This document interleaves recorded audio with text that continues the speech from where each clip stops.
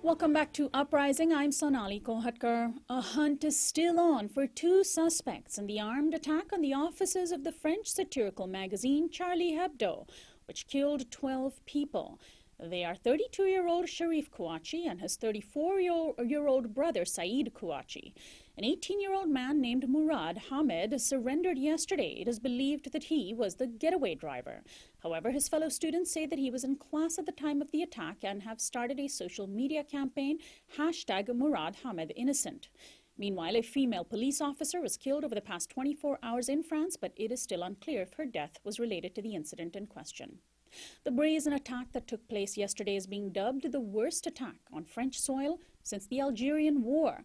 10 members of staff and 2 policemen were killed by 2 armed black-clad men carrying AK-47s.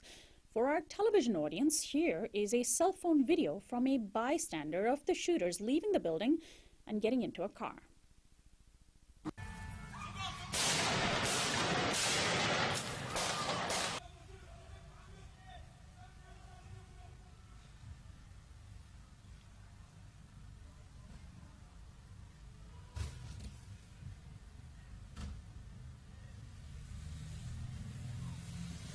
The attack was apparently in response to Charlie Hebdo's constant mocking of Islam and the Prophet Muhammad through cartoon images depicting the sacred figure in compromising, demeaning, and even sexualized and humiliating situations.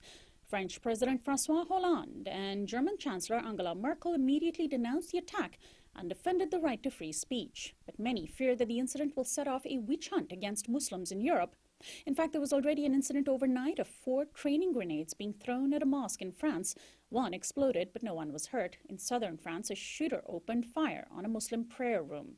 My guest is Wajahat Ali, co-host and digital producer of The Stream, Al Jazeera America's online community and weekly television show powered by social media and citizen journalism. Welcome to the show, Wajahat. Hey, Sonali, thanks for having me. Thanks so much for joining us. Well, as far as you know, how are ordinary French people reacting to what happened yesterday? We're seeing people, photos of people en masse at vigils, candlelight vigils, holding up signs saying, "I am Charlie." Is there a lot of mourning, but also fear? I mean, it's a good perception, I mean, of what's happening right now. We see Je suis Charlie. That's the hashtag right now that's been trending. As you mentioned, a vast majority of French citizens have come out in support, saying we will not be afraid, we will not back down, we will not surrender our liberties and our freedoms to these criminals and or terrorists. And that's an excellent sentiment, but at the same time, I think the context of what's actually been happening in France with its minority communities, especially its Muslim communities, that's the part that I think is missing in much of the narrative.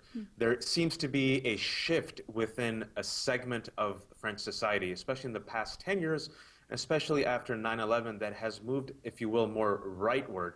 Specifically, we can see in the political affiliations of several people, Marine Le Pen, who is the head of the far-right National Front Party, for example, has run a, if you will, an anti-immigrant, many say anti-Muslim campaign, which has gathered steam, especially in the past 5 years. And there seems to be tremendous concern within many French Muslim communities that I've talked to over the past day and a half, that there might be an increased backlash against their communities. You know, this question about how loyal are you to France, whether or not they're French, you know, are you with us or against us? This type of very simplistic, polarizing language that we've kind of been seeing around the world, especially in America and Europe, especially after 9/11, you know, us versus them, good Muslim, bad Muslim, the West versus Islam, freedom versus barbarian, and of course, the need for French Muslims to constantly prove their Frenchness, their loyalty. You know, their Frenchness is being investigated and interrogated by virtue of their ethnicity and their religion. So we haven't seen an uptick in that yet, but there is palpable fear that that might happen. And on social media, I know you've been following it, we've seen more of a casual, I would say, Islamophobia, if you don't even call it Islamophobia, this type of call from even professional journalists, where are the moderate Muslims? You know, my colleague here at Al Jazeera Stream got into a little, you know, civilized tiff with a journalist on Twitter from a respectable magazine who just, you know, called to arms and said, you know, where are all the moderate Muslims denouncing this? And so it brings up this you see this pattern come out every time a criminal minority commits a violent act.